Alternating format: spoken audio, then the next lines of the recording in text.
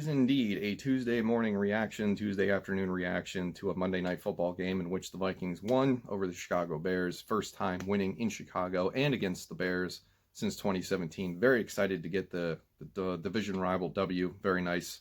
Way to go, team. Now we get to talk about it, right? So first, we'll talk about the game, and then we'll talk about the trajectory for the rest of the season. So first, the game.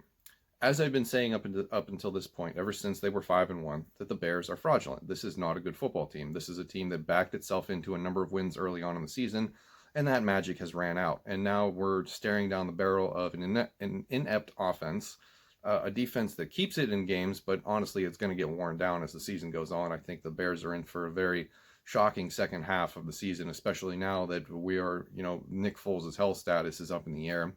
Matt Nagy passes off play calling duty. It doesn't matter. They end up, not doing very well anyway.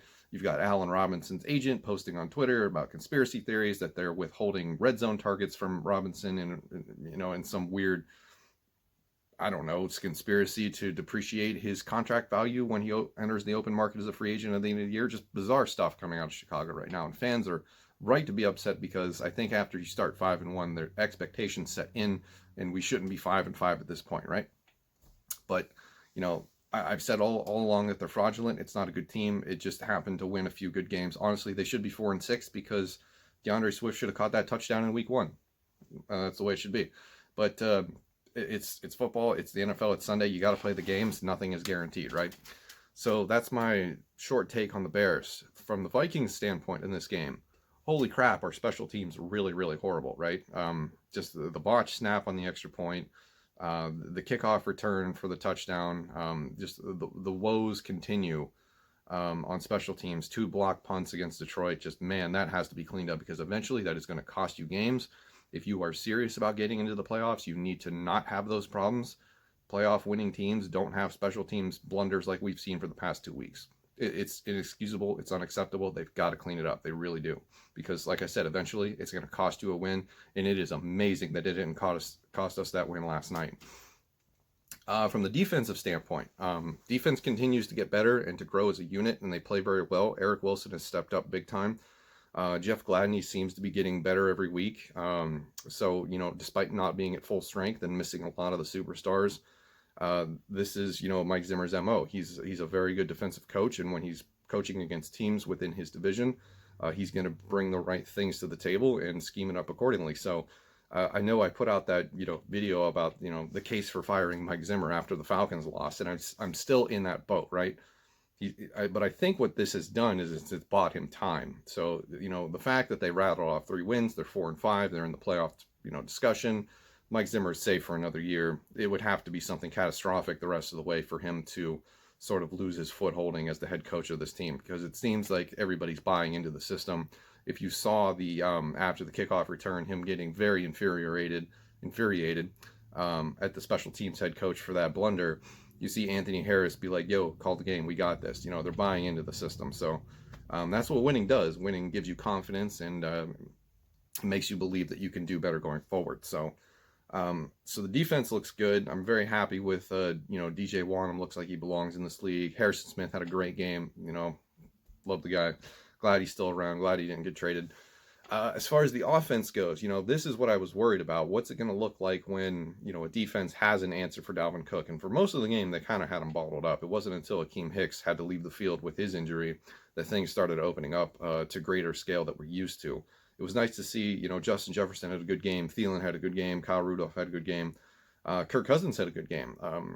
We have to give credit where credit is due. I shit on Cousins all the time, and I'm not a fan of his at all. I've never have been, but that's the kind of game that you want to see out of him in order for us to be competitive and win football games, and that's what he delivered. My problem with it, and it's going to continue to be a problem for me, is that we're overpaying for that performance, right? $84 million guaranteed, contract extension, how much money is he making for, if it was a $12 million contract and you give me that performance, I have no problem with it. I have nothing egregious to say, no real critiques. That interception was absolutely not his fault. He does check down to the fullback and running back way too often for my liking, but it's better than him throwing interceptions, I guess, at this point. But the contract is the problem with him. He's way too expensive for this to be the kind of performance that you hope you get out of him, right? He should be playing up to his contract value, but he's proven that he can't do that.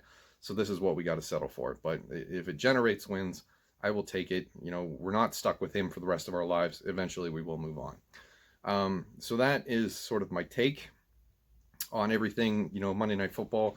A wild game, with all the special teams problems and, the slow pace of it, the low scoring. I was just sitting there and being like, well, until the clock hits 0, I can't take a breath because you know that something's going to go wrong, and thankfully it didn't. So, yeah, very good game. Another solid performance. 3 straight wins. Now we're 4-5, so we get to talk about the rest of the year.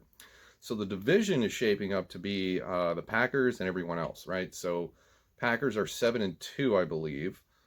Bears are 5-5. They're fraudulent. They've proven that. Their stock is crashing. Vikings stock up with 3 straight wins at 4-5. Lions kind of just treading water at 4-5.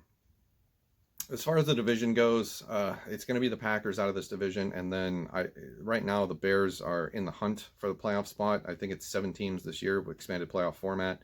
Bears are not going to hold on to that. They will fall out of that next week. The Vikings have to fight and claw if they realistically want a playoff shot. We'll talk about this more in another video in depth. But, we need a lot of help from teams playing against the NFC West. The NFC West is a problem for us right now. And the fact that they all won on Sunday is an even bigger problem because 3 of them are at 6-3, right? The Cardinals, the Seahawks, and the Rams, all currently at 6-3, all currently have playoff spots if the season were to end today. We don't play any of them, so we don't control that part of our destiny. We do play against the Saints and the Tampa Bay Buccaneers. But I think one of those 2 teams is going to win their division and get in, so that doesn't help.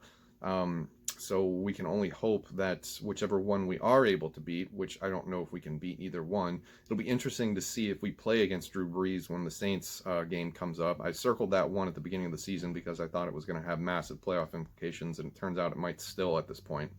Our next 3 games, people are looking at with, I think, rose-tinted glasses because they're all at home and they're against teams that are flailing, right? The Cowboys, the Panthers, which is a good team. Panthers are a good team this year.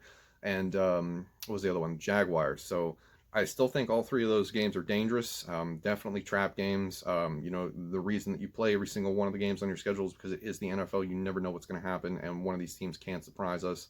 I think Andy Dalton might be back for the Cowboys game next week, and he has a lot of good weapons against a secondary that is very young and very brutalized with injury. So that is concerning, but the Cowboys defense is bad. So, Dalvin Cook should be able to gash them for 200 yards. The Panthers game, Bridgewater's status right now unknown, but I think he'll be able to play that one, and I think he's going to want to play that one. And I view that game as dangerous. The Jaguars game is dangerous because, you could be looking past them. They only have 1 win this year, and they're on to a backup quarterback. I don't know if Minshew is going to come back from that game, but they do. They're basically just, throwing caution to the wind in Jacksonville, trying to see whatever works, throwing deep balls to DJ Chark. So that one I believe we can win, but still concerning and a little tough to call this far out. And then we play the Saints, we have the Lions again, we have the Buccaneers, and we have the Bears again, not in that order, but you get the idea. So I don't think the schedule is as easy as people want to make it seem, right? They're just looking and comparing records of win-loss and like, oh, we should win all these. And it's not that easy, keep your expectations in check, don't go full pedal to the metal, pump the brake just a tad. Because there's still a long season to go, and we don't know what could happen with us. We could fall into some more misfortune with injuries and whatnot. It's happened. But yeah, as far as the rest of the season goes, getting to the playoffs, mathematically possible. The path exists, but we need some help and we need to take care of business. I still think the likely outcome of this team is probably 7-9, 8-8. We're definitely, I don't know if we win both games against the Saints and the Bucs. I think we probably split that, maybe even 0-2. So that's 2 losses right there. That would put us at 7 losses. So, 9-7, I think is best case scenario. I don't think 10-6 is attainable. If we run the table and I'm wrong, have at it. That'd be great. So, we'll talk more about playoffs tomorrow. And that's going to be it for today. Thank you for watching. I'll see you in the next one.